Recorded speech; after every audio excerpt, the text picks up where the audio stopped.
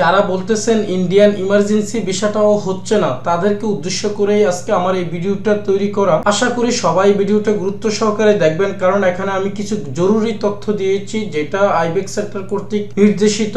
সেই তথ্যগুলোর উপর ভিত্তি করে আপনারা অনেক কিছুই ধারণা নিতে পারবেন। হ্যালো বন্ধুরা, আমি রাকিব আপনাদেরকে আবারও স্বাগত জানাচ্ছি ইন্ডিয়ান ভিসা রিলেটেড আরেকটি নতুন ভিডিওতে। যে ভিডিওটির সম্পূর্ণ অংশটাই দেখার চেষ্টা করবেন, কারণ এখানে কিছু গুরুত্বপূর্ণ তথ্য তুলে ধরেছি যেটার উপর ভিত্তি করে আপনি ভিসার আবেদন করবেন এবং আবেদনের উপর ডিপেন্ড করেই কিন্তু আপনি আপনার ভিসাটা পাবেন। দেখেন, আপনারা অনেকেই বলতেছেন ইন্ডিয়ান ইমার্জেন্সি ভিসাগুলো যেমন মেডিকেল ভিসা, স্টুডেন্ট ভিসা এবং কি ডাবল এন্ট্রি ভিসা, এই ভিসাগুলোও হচ্ছে না। আসলে এটা আপনাদের ভুল ধারণা, কারণ এখন আপনারা জানেন যে সীমিত পরিসরে ওনারা ভিসাটা দিচ্ছে। সেই দৃষ্টিকোণ থেকে আপনি আপনার প্রয়োজনীয়তার উপর ডিপেন্ড করে ওনাদের সাথে যে কিভাবে আপনি কমিউনিকেট করতে পেরেছেন অথবা কিভাবে আবেদন করেছেন সেটার উপর ডিপেন্ড করে কিন্তু ওনারা এখন ভিসাটা দিচ্ছে। এখানে একটা বিষয় আমি আপনাদেরকে উল্লেখ করে বলতেছি যে দেখেন, ওনারা কিন্তু একটা নোটিশে প্রথমে আপনি যখন পেমেন্টে যাবেন তখনই কিন্তু ওনারা একটা নোটিশ দিয়েছে। সেখানে কিন্তু ওনারা লিখেছেন প্রকৃত জরুরি কারণে,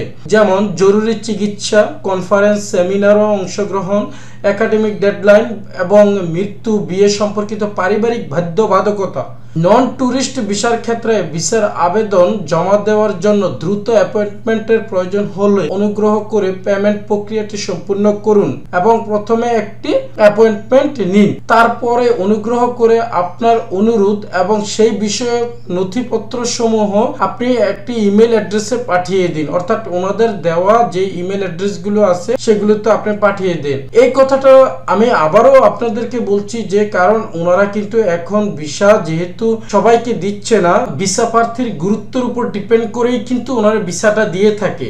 আর আবেদনের স্লটটা আপনারা খালি পাবেন। আমি এর আগের ভিডিওতেও বলেছিলাম সকাল 10টা বাজে যদি ট্রাই করেন, অর্থাৎ যখনই ওনারা স্লটটা ওপেন করে তখনই কিন্তু আপনারা এটা পেয়ে যাবেন। আর এখানে আরো কিছু কথা ওনারা বলছে, অনুগ্রহ করে মনে রাখবেন যে ভিসা অ্যাপয়েন্টমেন্টের জন্য করা অনুরোধ সমূহ সম্পূর্ণরূপে যোগ্যতার ভিত্তিতে মূল্যায়ন করা হবে এবং যাচাইকরণের সাপেক্ষে সেটা করা হবে।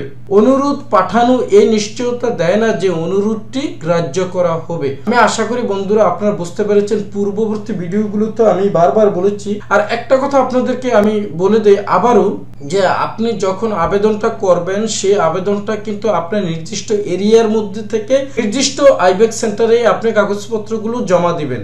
এই বিষয়গুলো মাথায় রাখবেন। এখন কোনো ভুল করা চলবে না যে ভুল করে কোনো বিষয়ে আপনি এটা আবেদনটা জমা দিলে ভিসাটা হয়ে যাবে, এটা কিন্তু হবে না। আরেকটি গুরুত্বপূর্ণ কথা আমি বারবার বলতেছি যে ভিসা হচ্ছে, যদি আপনার চিকিৎসার জন্য জরুরি প্রয়োজন হয় তাহলে আপনি ভিসা পাবেন। যদি আপনি প্রয়োজনীয় কাগজপত্রগুলো সুন্দর ভাবে গুছিয়ে সাজিয়ে একটা অ্যাপ্লিকেশন, পেমেন্টটা কমপ্লিট করে অ্যাপ্লিকেশনটা সাবমিট করে তারপর যখন আপনি আপনার প্রয়োজনীয় ডকুমেন্টগুলো আইবেক্স সেন্টারে সুন্দরভাবে উত্থাপন করতে পারেন বা জমা দিতে পারেন, অবশ্যই আপনার ভিসা হবে। কেন ভিসা হবে না? ওনারা তো বলছে যে ইমার্জেন্সি কেসগুলোতে আপনার ভিসা হবে। আর যদি না হয় সেটা হচ্ছে আপনি বুঝে নিতে হবে যে আপনার কোথাও কোনো ল্যাকিংস আছে কিনা। ঠিক আছে, সেখানে যদি আপনি ট্যুরিস্ট ভিসার জন্য এখন আবেদন করেন অথবা মনে করেন যে সাধারণ একটা চিকিৎসার কথা বলে ঘুরে আসবেন, এটা হলেও কিন্তু বন্ধুরা আপনি ভিসাটা পাবেন না। ওনারা কিন্তু এই বিষয়গুলো ভালো করে অনুধাবন করে তারপরে কিন্তু আপনাকে ভিসাটা দেবে।